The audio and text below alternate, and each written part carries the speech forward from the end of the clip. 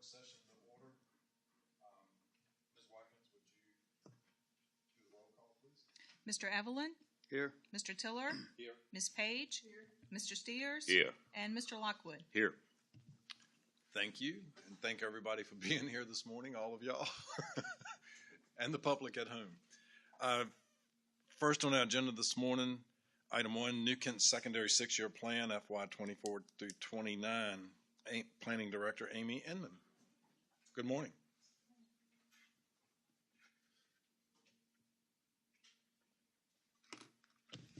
Thank you, Mr. Chairman. Thank you, Mr. Chairman and members of the board.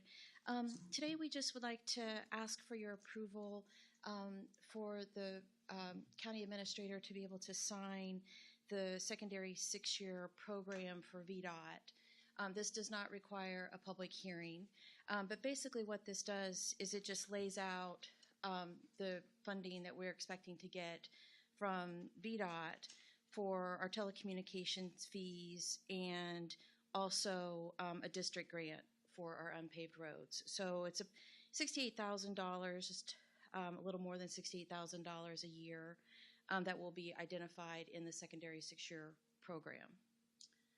So we're just asking for the approval for Mr. Hathaway to sign this. I don't know what we could do with all that $68,000 a year. Yeah, so we are actually, we do have a little bit of a surplus that we're building up so that we can address some meaningful projects within the county. Yes, sir. I have a question. Which of the projects, which project has been, do we have a project that's been on here so long that we could use CBTA money to help move that project along?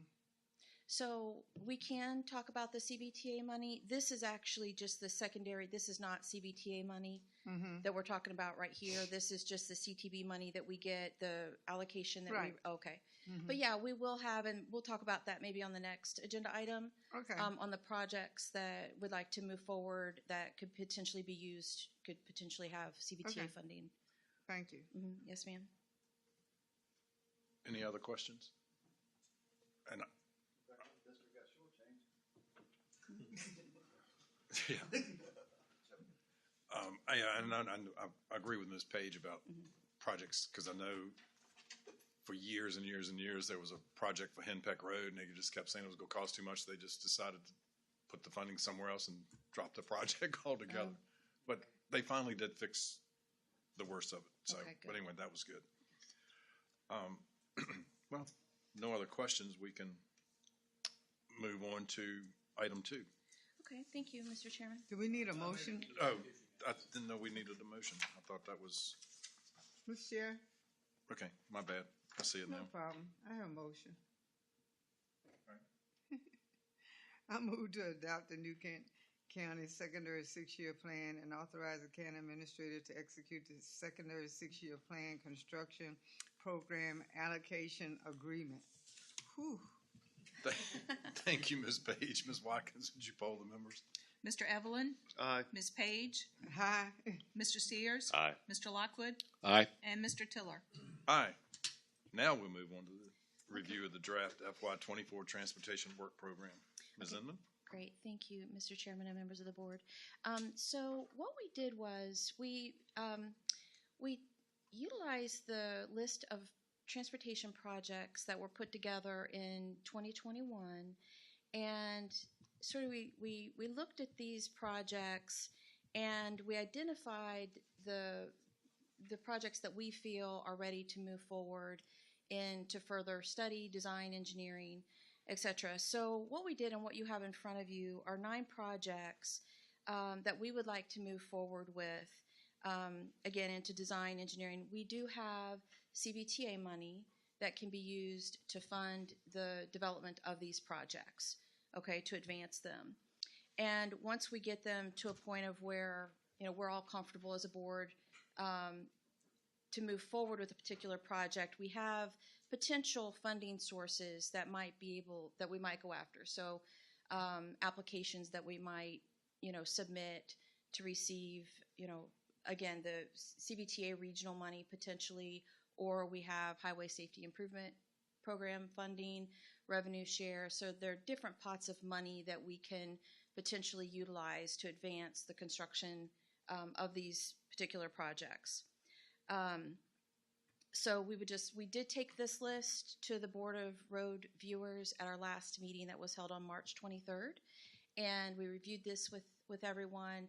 I only received one comment back that they were in favor of these projects. They wanted us to continue looking at a couple of the other projects, but they understood that it was a lesser of a priority. But we are still. I think it was the South Quaker Road widening project. They want us to just keep that in mind. That was the only comment that we received back. Everything was, they were in favor of our advancing with these projects. And so I'm sorry. Go ahead. And so sidewalks could be ride finders or maybe CMAQ money, or just smart scale. So we potentially could go for either RSTP or CMAQ. I'm not sure that we would qualify for CMAQ, but definitely I think we could potentially try for CVTA funding, or also revenue share would be a potential source. Okay. Yes, ma'am. Is there on South Quaker Road, because I know the traffic is picking up on that, is VDOT looking into why not themselves instead of having to use CVTA money? We're not hearing that, but we are aware of the safety concerns for the bus drop-off and pickup. So, it may be worthwhile for us to continue with VDOT to explore some safety improvements. Yeah, I think that really does need to stay on the radar. Definitely. Yes, sir. As reference to Quaker Road, is there currently a VDOT study for that intersection? Because I know they, originally said they would wait until the school opens before they would actually, kind of do a study as to that intersection. Is there one active now, or? Not that I'm aware of. Okay. We're not aware of one. But we'll continue to work with VDOT on that and see if we can do maybe a safety analysis on what's occurring out there. Okay. Well, couldn't next month's meeting, couldn't we ask for that when VDOT's here? Ask for the traffic study or analysis? We can, and I think you should. It was brought up at the last Transportation Safety Committee, and it appeared that there was some hesitancy on VDOT to move forward with such a project. So we did ask them to at least consider the maintenance issue, as far as maybe not a widening, but the crumbling edges and the potholes in the pavement, if they could at least address the maintenance for now. But it appeared to be some hesitancy as far as moving forward with the widening project. So I think we should keep it on VDOT's radar, and definitely asking them to do a study, I think, would help too. Was it a rural rustic road? No. Really? Yeah. Okay. And maybe, because I've been hearing it in Bottoms Bridge for years about the light at Marketplace Drive. And now the next one that keeps coming up in conversations is dispatch and 249, a traffic light there. Because it is in the mornings. It's hard to get out of there, especially if you're trying to coming down dispatch to make a left on 249 to go back towards the school. That's a really busy corner in the mornings and in the evenings for that. And I believe I may be mistaken. It's probably been about 2 or 3 years since they've done a warrant analysis at that intersection. It was definitely before the new school opened. It might be a good time to have them do another analysis with the traffic of the school now in play. Yeah. Because I think the other intersection they were concerned about was Henpeck Road and 249. Because they're the only two ways into that school. Yep. Well, unless you come from way down New Kent off of Quaker, that direction. But I know that has been a concern for a lot of people there, that intersection as well. So Maybe we can do that at the next board meeting when VDOT is actually here. Okay. Great. Anybody else? No action required, correct? I read that right that time? Okay. I skipped a page. Sorry. Thank you, Amy. Thank you. Next on the agenda, FY24 tax levies on real and personal property ordinance O-05-23. Mr. Hathaway. Thank you, Mr. Chairman and members of the board. We have come to an end of a long process that actually started last September. But we do have before you ordinance O-05-23 to adopt taxes for the FY24 fiscal year. There is one amendment to the ordinance, and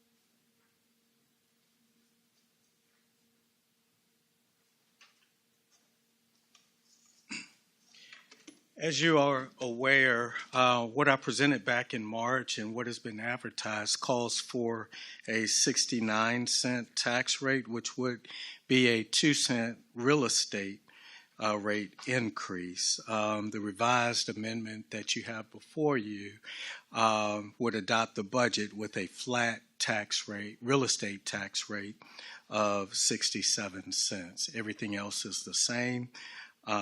No changes proposed for any of the other rates listed in the ordinance, but the revised ordinance that I just passed out would adopt the budget at a flat rate with no real estate tax increase. And thank you, Rebecca, because I should have passed that out too. While that's coming around, in order to get to a flat real estate tax rate, you have before you a list of the cuts that we've made from my recommendation. 2 cents on the real estate rate would have equaled $821,510. So in order to do a flat rate, we had to back that out from my original recommendation. And what you have before you is a list of the items that were eliminated or reduced in order to get to a flat real estate rate. The big ticket items were the elimination of all proposed new positions for FY24 and all proposed position upgrades for FY24. We were able to maintain the 2% cost of living increase as well as the additional increase based on years of service. Those are still included in the budget. And another thing we did to get to the flat tax rate is we looked at our operating expenditures again, and we identified a couple of one-time expenditures that really aren't capital expenditures. That's why they were in our operating budget, and we've proposed to use Colonial Downs revenue to fund those, which reduced our operating expenditures.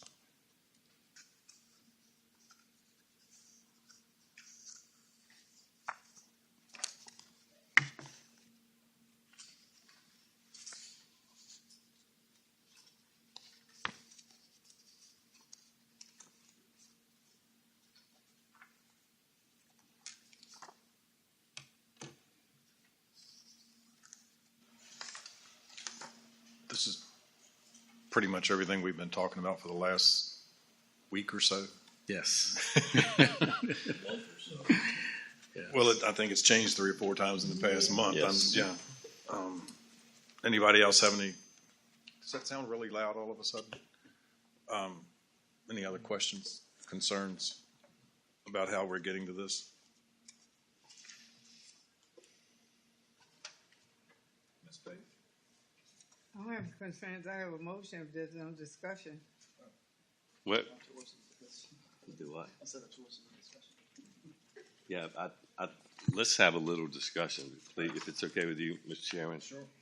I'm going to go back to my original proposal that I made at our last meeting, where instead of taking the $10 million and put into a set-aside account, is to take $9,179,000 and put in a set-aside account, then take the other $821,000 and infuse that into the budget so that none of this will be cut. Pretty much it includes everything. And I know it's been said, shouldn't be taking Colonial Downs money, but I mean, it's there. And I know we need to be saving for capital improvements and for our projects in the future. But I got Rebecca this morning to pull, and just so that everybody is aware of it, in upcoming in 2026, the primary school will be paid for, and that will a payment of $132,422 a year. In 2027, the elementary school will be paid for, $382,000 a year payment. And in 2028, believe it or not, the high school will be paid for. And that frees up another $382,500. So just with those three projects would free up $897,000. Am I right? You are right, but one caution though. It's kind of been my financial plan to keep those funds into debt service, those savings, because probably in the next 5 years we'll be building a new middle school. Right. Middle schools right now are running, recent ones that have been constructed are running around $80 million. So that won't cover the debt service for a new middle school. So we'll need additional revenue. I think they're proposing a big renovation too to the primary school. I think they're getting ready to start. I think Elementary. They're at the primary school. Yeah. Well, when we went there, it was primary school. Just New Canton Elementary. Yeah, they're doing the architectural and engineering study right now to develop a plan and cost for that. So that's another cost that. Mr. Chairman, Yes. we've made a commitment a long time ago, even previous boards, to keep Rosie's money in the capital improvement project bucket, and to use that for general fund items, I think would be a very dangerous precedent. We either support it the way we're supposed to with a tax increase, or we don't do the things that need to be done.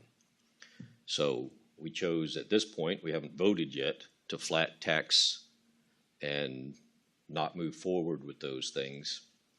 And we do not have any mechanism for using Rosie's money for general fund items. And unless we decide to do that in the future, I think, that should have been a discussion before the budget proposal even came forward 6 months ago. So I would say maybe next year we talk about utilizing a rainy day fund or something like that with Rosie's money. I've talked to a couple other board members about, we need to kind of better define what these funds are going to be used for. It needs to be part of our financial policy moving forward so that it is clearly defined in how we use those funds. And I am all on board with us setting aside the money from financial payments that we're making now. That was one of the large parts of our presentation from Davenport, that we continue to set those funds aside so that we're not always trying to jump that hurdle that keeps getting higher. So if we're going to if we're gonna support the $821,000, then we need to change this back to 69 cents, or we move forward with the budget as presented at 67 cents, and that's the pill we swallow. So, I mean, none of us wanted to make any of these cuts, but, you know, we have a choice to make. We either fund it with the tax revenue the way we're supposed to do it, or we don't fund it. And we've got it right in front of us now, 67 cents, or somebody wants to make a motion and go back to 69, then that's what I see as our choices. So that's just my 2 cents. No pun intended. I got 2 more cents. Yes, Ms. Page. First of all, we would not do our due diligence if we didn't think Mr. Hathaway and the Finance Committee and all that worked on the budget request. They've been working on it since September. I dare us be so disrespectful that we wait until the last minute to make these kind of decisions. We talked about Colonial Downs. Absolutely, I think that when we have our budget retreat in November, that's a topic on our agenda, and we put it in our financial policies so that when this comes up, again, we already have a policy set aside for it, along with some other financial policies that may need to be revised. I'm agreeing with Mr. Lockwood. We have it before us. We can swallow the pill, take the cuts, and leave it at the 67 cents, or we can say, hey, we're going to raise taxes and we're going to present a 69-cent budget.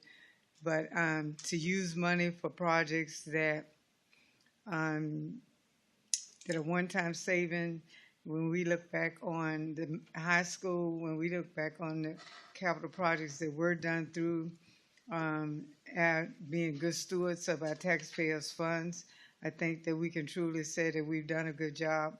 We know that we're going to need a middle school. We know that when the middle school comes, of course, we got to update the elementary school, or we got to update the high school. High school update is going to come. We know that, and we know it's not all about the schools, but we do know that a large portion of our budget does go to the schools.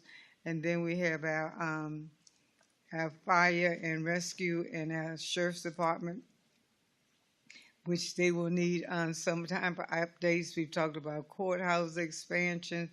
So we have a ton of things going on. So I think this year, with all of the work that has been done up to just before the meeting today, that we accept the 69 cent, or we vote for 67 cents, which is no tax increase. And we just follow through on our 2025 budget. That's all I have, sir. Mr. Chairman?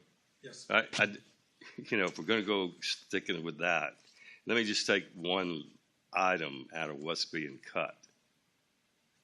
Overtime for sheriff's law enforcement, $55,000. So what are we going to do if the sheriff has a need for deputies to be working overtime? How are they going to be paid? Well, and I'm pausing because I'm trying to pull this from memory. I believe the overall budget still includes in excess, across all the sheriff's budgets, in excess of an additional $100,000 in overtime, and it might be a little bit more. Yeah, and I'm sorry I can't put that together right now at this very moment. There's like 4 or 5 budgets under the sheriff's department.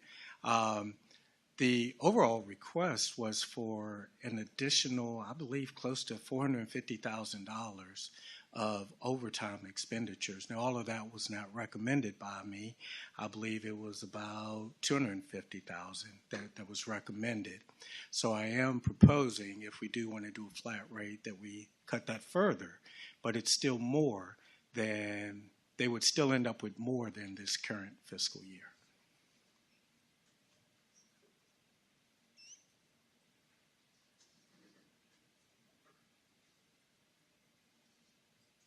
Now, and I'm not Miss- saying that to say that it's not needed, because they would probably use every dollar of it. And looking at their current expenditures in overtime, they're going to go above what was budgeted. They're going to have some other line items that they can transfer to cover their overtime this fiscal year, and I imagine they're going to run into the same issue next year. And hopefully they can cover that with other items in their budget, other savings in their budget.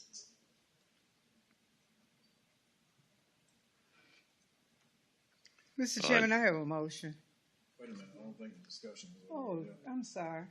Go ahead. All right, well, then another line item is $10,000 we're cutting out of fire and rescue uniforms. So if we cut out uniforms, how are they going to dress when they get to the fire? Yeah, I mean, this is not an easy decision. And I'm not backing away from my original recommendation of the additional 2 cents on the real estate rate. We've been working with departments since September of last year, identifying needs for next fiscal year. And what I presented with the 2 cent rate was a result of those conversations I've had with departments. But if there is no will to do a 2% real estate rate increase, this is a path that we can take. And it's, I think we can get by with this, but I mean, it is going to be tough. Well, with not increasing taxes, I think our citizens will be very pleased, but it looks like we're taking it out on county employees. Yes. And, you know, everybody keeps talking about the Colonial Downs money. I'm not talking about taking $10 million. I'm talking about taking less than 10%, you know, and we would have all this covered. All right, that's just my opinion. I've said that, and I know you guys are tired of me saying it, but I'm going to keep saying it. Thanks. Well, I think everybody knows how I feel, so I'm not going to say a whole lot. I do have a issue with taking Colonial Downs money as well. So I know it's going to be tough. It's tough on our citizens right now that with the inflation and rising cost. And I feel it was prudent, though, to make sure our employees got that step increase that we promised them a year ago to keep the morale up. And hopefully they can work through this tough year, and next year we can move forward and put some of these positions back in place. I don't disagree they're not needed. I know they're needed. And I'm sitting there listening to both, as all of you all are, and I see both sides with Mr. Lockwood's opinion and Ms. Page about the Colonial Downs funding, and I see Mr. Steers' point of view as well. And as much as I didn't want to take the Colonial Downs funding either, I feel like, as Mr. Evelyn just said, I don't know that we used the word promise last year, but I know we said when we did raises last year that we would take the other half of the study and complete it this year. And I feel like we said we were going to do it, that we have to do it now. I don't think we can put that off. And it's like Mr. Evelyn said, as far as morale goes, I think our employees deserve it. They work hard, and we ask for more and more and more every year, it seems like. So I'm in agreement here with Mr. Evelyn and Mr. Steers right now on this.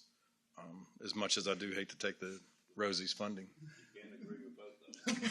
Yeah, I know. I can. I can. May not be a good argument, but I can. So anyway, that's not another play on Mr. Lockwood's pun on the 2 cents worth, but that's my feelings as well. So let's move on and see what we do.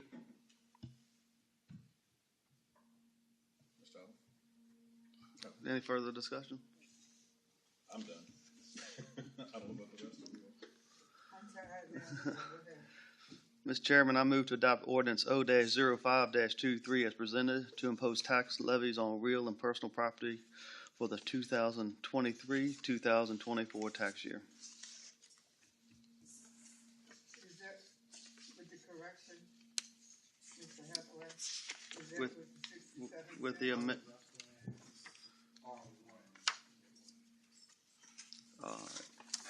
with the 67 With the amendment, with amended R1, making the tax rate 67 cents. Thank you, Mr. Evelyn. If no other discussion, Ms. Watkins, would you poll the members, please? Ms. Page? Aye. Mr. Steers? Nay. Mr. Lockwood? Aye. Mr. Evelyn? Aye.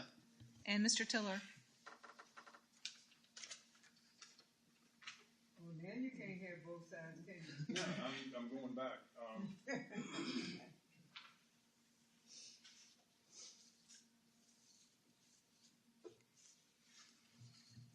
All right, so we're voting, I just want to make sure we're getting this straight. 67. Using the Rosie's money. Making the cuts that were passed down this year. Or no then? So your vote is nay? I've gotten my own self confused going both ways on this fence.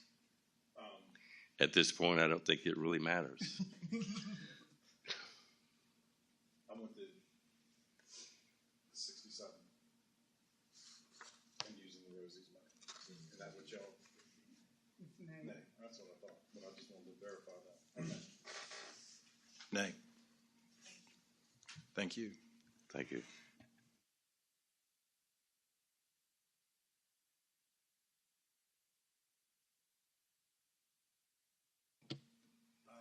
Adopt ordinance O-06-23 is amending appendix A fees, general government fees of the county code.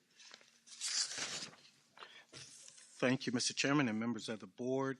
Each year during our process to develop a new budget, I ask our departments to review all of the fees that they're currently charging to ensure that they match our actual cost of providing those particular services. And this year, there are some fee changes proposed in the building department, parks and recreation, public safety, and public utilities that you have before you. And there's an elimination of a fee proposed for our refuse and recycling facilities, and that's eliminating the Freon appliance disposal fee. We have a very poor collection rate of that fee, and it actually costs us more to try to collect that than what we're actually receiving. So I'm proposing that we just eliminate the rate. If you recall, we don't take any money at our refuse sites. So when you drop off one of those appliances, we get your contact information and then we send you a bill. Like we have a poor collection rate on that.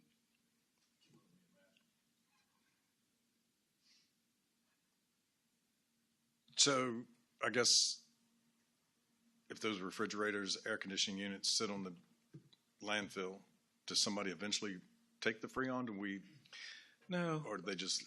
The reason we charge the $15 is because that's what our vendor charges us to take those from our refuse sites.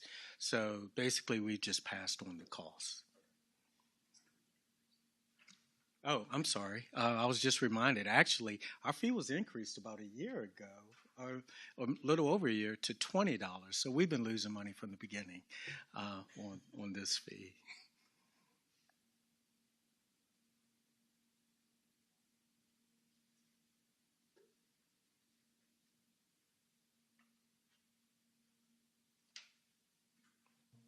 Mr. Allen? Is there any other discussion? Doesn't appear to be. Mr. Chairman, I move to adopt ordinance O-06-23 as presented, amended Appendix A fees, general government fees of the New Kent County Code. Thank you, Mr. Evelyn. Ms. Watkins, would you poll the members, please? Mr. Steers? Aye. Mr. Lockwood? Aye. Mr. Evelyn? Aye. Ms. Page? Aye. And Mr. Tiller? Aye. Next item, item 5, adoption and appropriation of FY 23-24 Capital Improvement Program, Resolution R-1123. Mr. Hathaway? Thank you, Mr. Chairman. We've been over the CIP on several occasions. You have a summary before you located in the resolution. This time I'd be happy to answer any questions.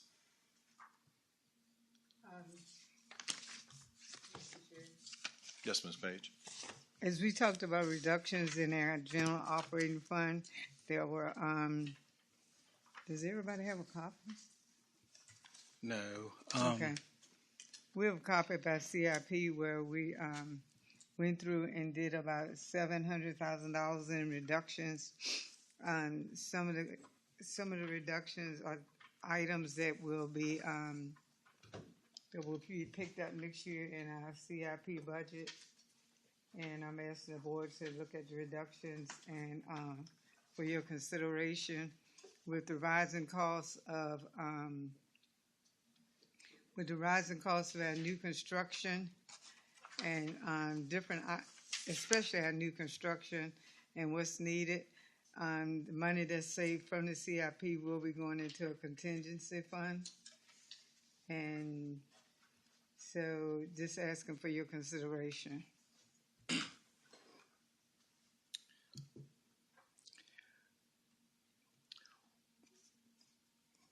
What you have before you is reductions that have been shared with me that for consideration of the entire board.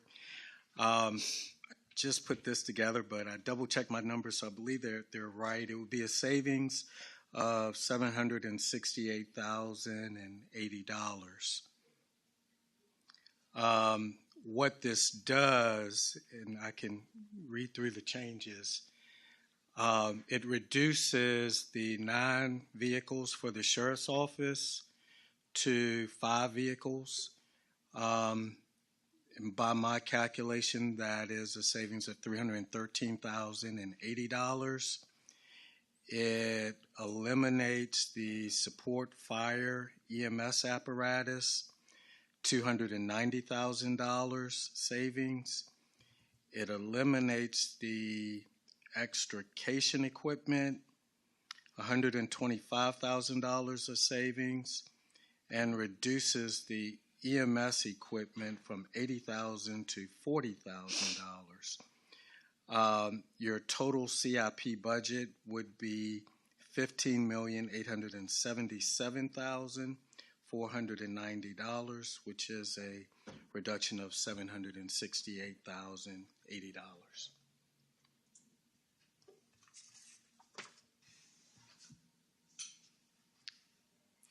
Because this is less than what was advertised and it's still within 1%, we believe it could be adopted without having to do another public hearing, if you so choose. Mr. Chairman. Yes, Mr. Not gonna affect the budget, but I guess Mr. Hathaway, the numbers don't jive with what's in our packet. No, Let me make sure I'm on the right page. these changes were made this morning. Yeah, actually, what's in our packet shows a lower number, subtotal of $15,734,870 with a total capital projects.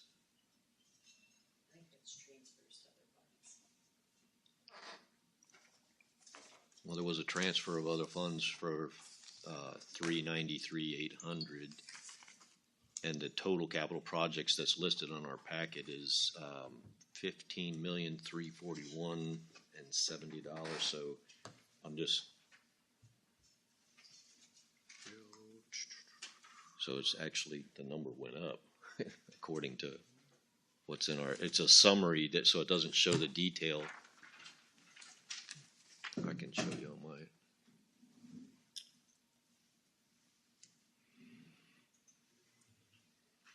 You're right. You're correct.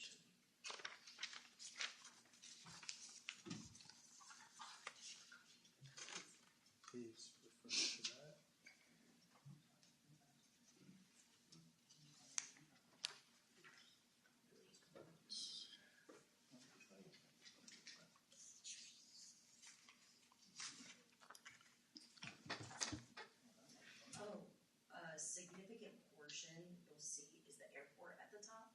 that's only $19,300. But in reality, those projects, one of them $650,000, and the other one. So that's just the county's portion. Yes, sir. That's $965,000.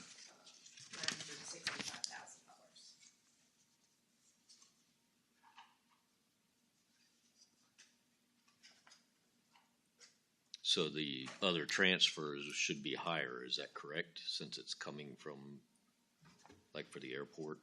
No, sir. Those are transfers going out to other funds. Okay.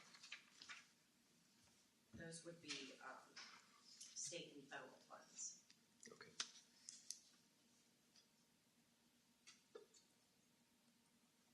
So does the math work if we add those totals back in versus the county portion?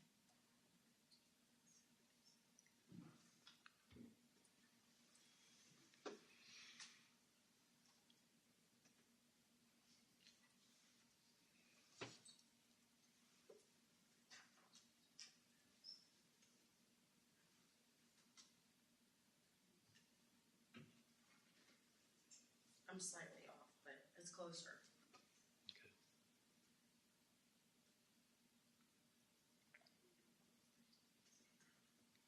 I'm not trying to split hairs or anything, but No, if we're looking at a that's difference in good. what was in our packages and what was put out on our, does that create a problem? Yeah. And for those following along, the difference is the off-airport, well, I'm sorry, Yes, the off-airport obstruction removal, where we're showing in that $15,877,490, we're showing the total project of that airport, the total cost of that airport project, which is $650,000, but in actuality, the cost to the county is $13,000. So I believe that that's the difference, which is a significant difference.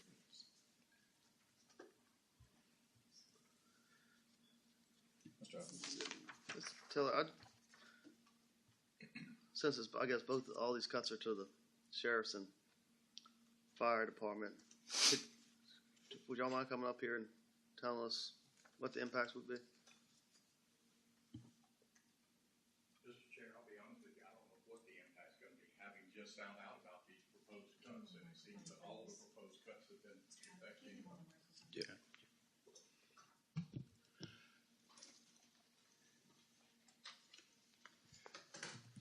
I guess I need to rephrase. At this point, sir, I don't know what the proposed impacts will be because I just became aware of these cuts. Public safety in New Kent is taking the impact of the developments, of the requests by our citizens, of the requests by our board, to do more with less and to continue to provide the services that we have as a public safety family. And to be honest, somewhat disappointed to find out not only have we had the reduction in the accepted or proposed tax levies for overtime, which Mr. Hathaway and I have discussed, and I think we can, with some discussion, work through that. But to find out that our public safety families are taking the impact of the budget cuts, the budget concerns, the vacancies that we're counting on, and I hate to even say that, but to count on vacancy rates to cover overtime cost is almost a ludicrous thought, that you're praying you don't hire anybody so that you can keep paying the overtime that's necessary throughout the community to maintain the safety and services that you and our citizens expect us to provide. I do expect to see additional vacancies come based on the outcome of today's meeting, even though I do appreciate the board's support in what could have taken place. These cuts, reducing our vehicles, reducing, and let me look at the summary because, as I said, this is the first chance I've had to see it. reducing our vehicles to 5 versus 9. Safety is always a concern. Serviceability, finance is always a concern to the vehicles. We don't buy extravagantly. We do our best to maintain physical conservatism and to be good stewards of the tax dollar. But to ask us as a public safety family to take these types of cuts, for lack of a better way to put it, I think, and I don't mean to be disrespectful to the county administration, to the board, or to the citizens, but I think we're putting our citizens in danger. And I think you're asking us to do a job that there are certain expectations in place, and those expectations are increasing as people move to the county, but you are asking us to do it with less.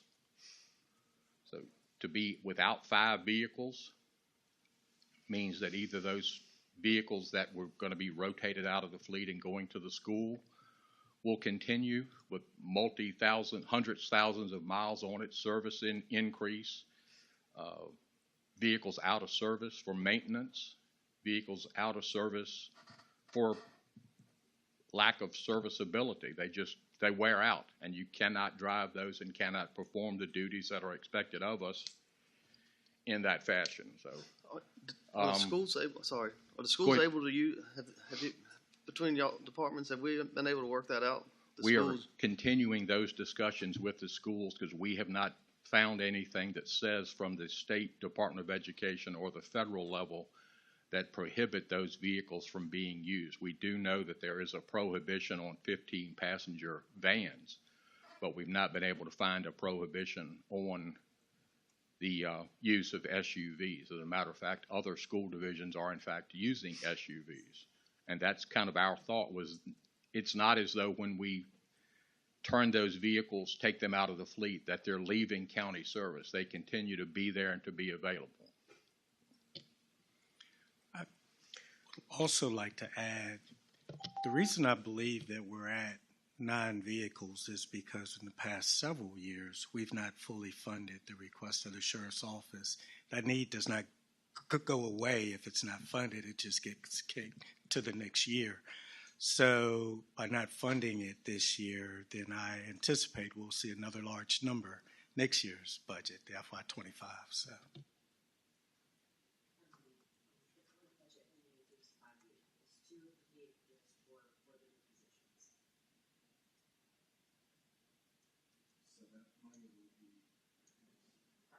That's already out.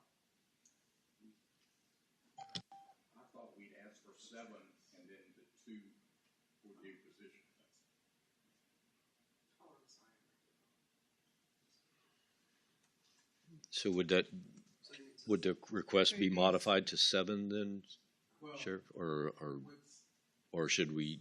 It's my understanding that there was a recommendation from 5 vehicles for next year, which reduced from what I originally had in my budget of 9 vehicles.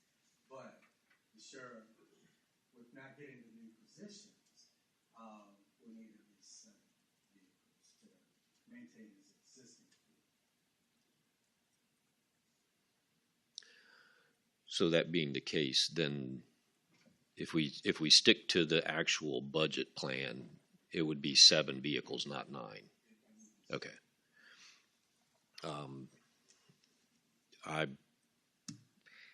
In the spirit of last minute stuff here, I think this is we shouldn't be doing this right now. I think we've come through with a capital improvement plan and budget that kind of puts us where we need to be, and I think that we stick to our guns on this one, guys, because I really think that we are kicking things down the road. We're already kicking some things down the road with the number of employees and all that stuff, and I think we need to keep this as it was with the modification to the original proposal and reduce the 2 vehicles to 7 as opposed to the 9, and that shrinks that original number a little bit. But I mean, that I think we need to, if we're going to change something, then we need to change our vehicle policy, not just delay the purchase of vehicles. So that's a discussion for another time, but I think we should stick with the original capital plan and reduce it by 2 vehicles, whatever that number ends up being. Mr. Chair, Yes, Ms. Page. in the spirit of which it was intended, it was no intention to have a last minute cut. It was still with the intention of looking at how we were going to reduce our budget to meet all of our needs or some of our needs. And just like I said earlier, CIP doesn't affect our operating budget. However, it does affect our budget as a whole. And it was looking at, we know that we are getting ready to do an animal shelter. We know that we have the possibility of another fire station coming. And we know that through previous experience that those projects will probably come in over budget. So that was the spirit upon which it was intended. I have no problem if we pass the CIP as recommended by the by staff. As a matter of fact, I'd like to make a motion. Chief, please, because I was going to ask. That was my next question. Was going to be directed at you. The 290,000, is that for new ambulance? No.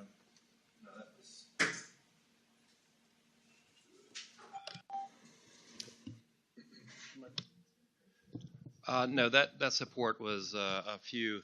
Thank you, Sheriff. That was for an ALS vehicle and a few other smaller vehicles that replaced some older ones. But to your point of Mr. Evelyn's point of the impact of that, again, like the sheriff having kind of, I don't think it's fair to ask us what that impact is right now with the short, because of those items there that I see here in red are everyday items that we use, our equipment that certainly needs to be replaced. And had I guess my frustration of it all is, I share the same sentiments that the sheriff did, but we're asked to plan. We're asked to plan and come to everybody with a plan. And we have replacements. And as you know, the world that we live in right now, especially in fire rescue, ordering stuff is not like picking up the phone and calling it. Right now, to order a fire truck and an ambulance, you're looking at 2 to 3 years from the day I say order it to receiving it now.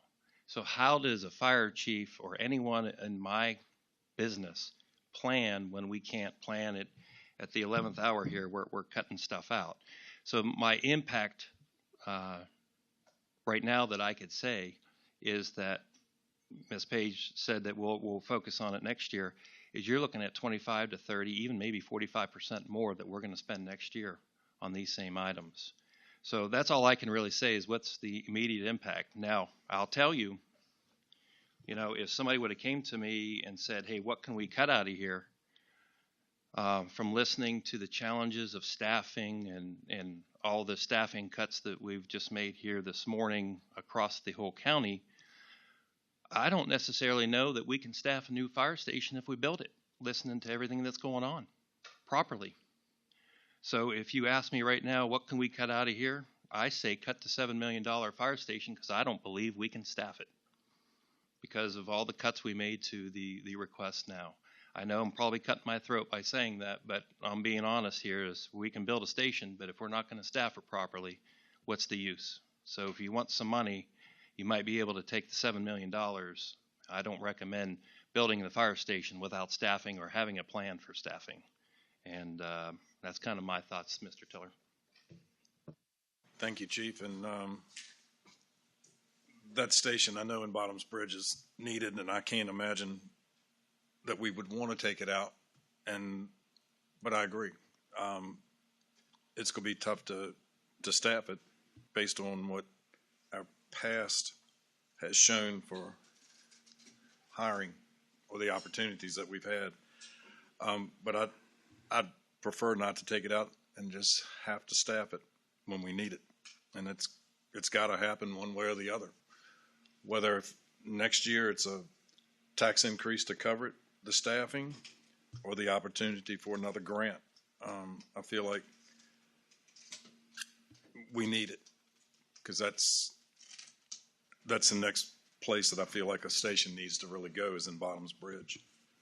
It's not just because I live there. I think the chief might let his frustration get to him some, but I don't think anybody on this board has ever said that the staffing was never going to be there in the new fire station. So that's that I've heard this board make that statement anyway.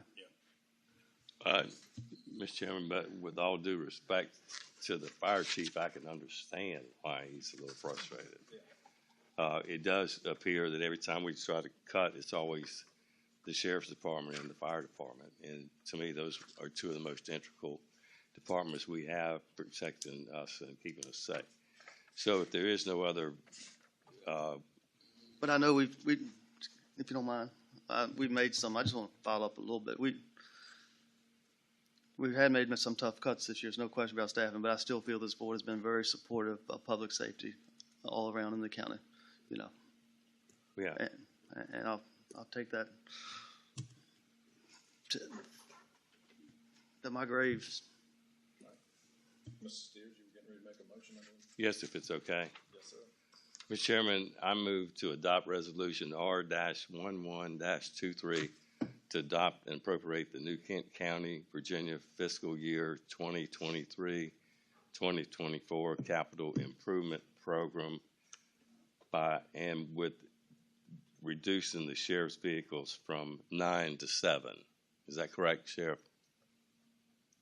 Thank you. With no other changes? With no other changes. Thank you, Mrs. Steers. Ms. Watkins, would you poll the members?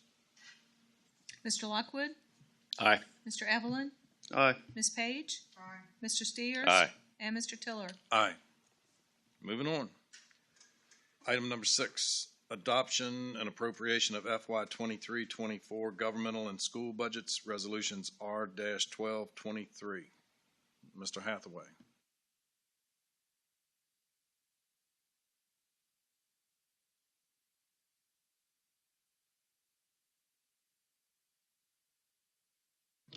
Thank you, Mr. Chairman and members of the board.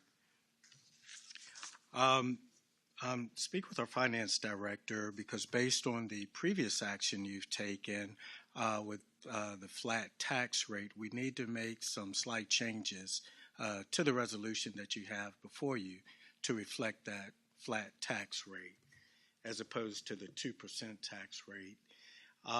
And the changes are the new general fund total is now $29,354,284, and the new overall budget total is now $105,600,963. So in your motion, if you could just reflect the numbers that I've just stated, I think we're in good shape. Sure. There is a change to the first item, which is the general fund. The new total is now $29,354,284. And that affects the total balance for a total FY24 budget of $105,600,963.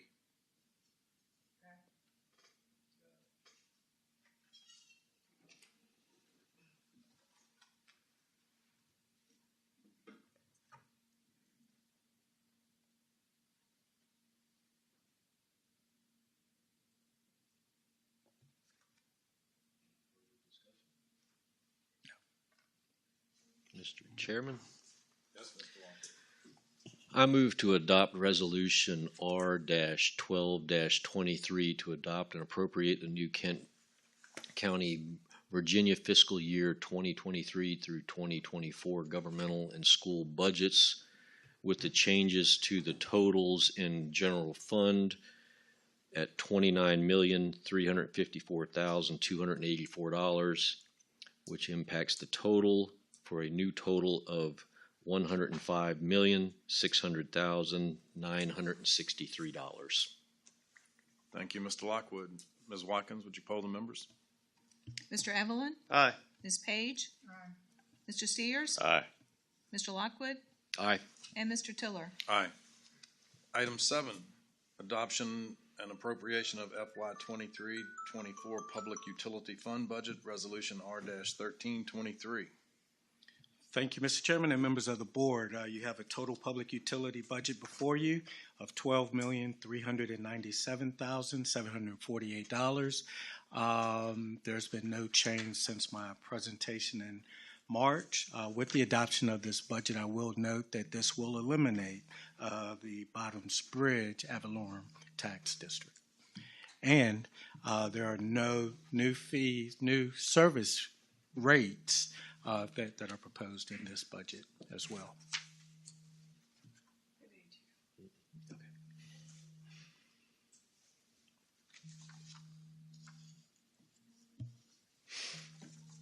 Mr. Chairman, Yes, Mr. Evelyn. if there's no other discussion, I move to adopt Resolution R-13-23 to adopt and appropriate the New Kent County, Virginia fiscal year 2023-2024 Public Utility Fund budget. Thank you, Mr. Evelyn. Ms. Watkins, would you poll the members, please? Ms. Page, Aye. Mr. Steers, Aye. Mr. Lockwood, Aye. Mr. Evelyn, Aye. and Mr. Tiller. Aye. Item 8, adoption of reimbursement resolution R-14-23. Mr. Hathaway.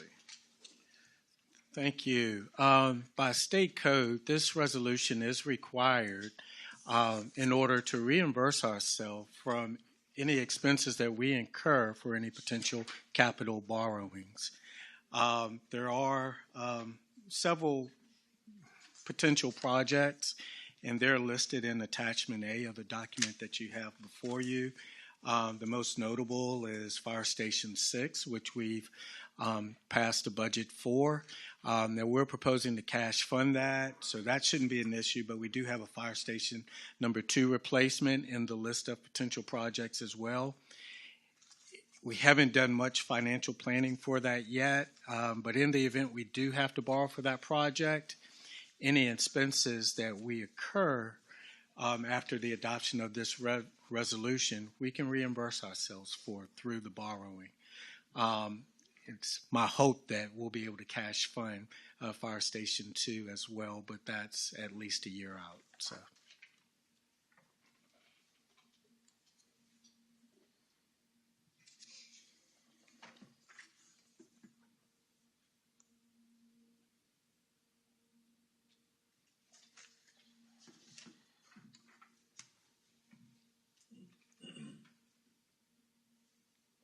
Anybody have any questions?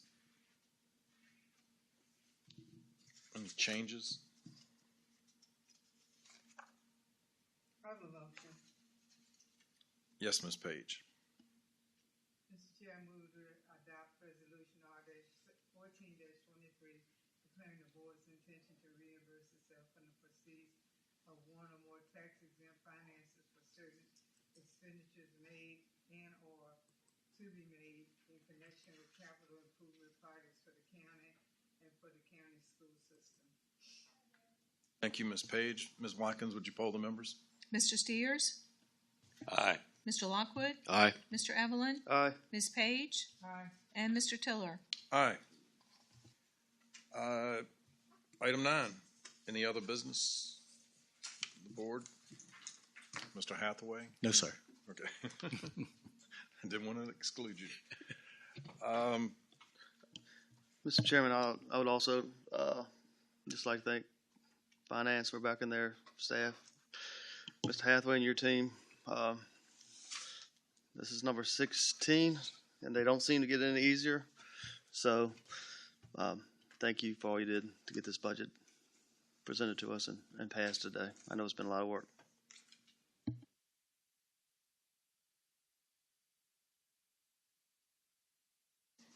No, sir, Mr. Chairman. I just ditto what Mr. Evelyn just said. I know it's a long, hard process. And even though we started back in, September, October, retreats and all that kind of stuff, the budget's not set until the budget day. And that's why there were changes made.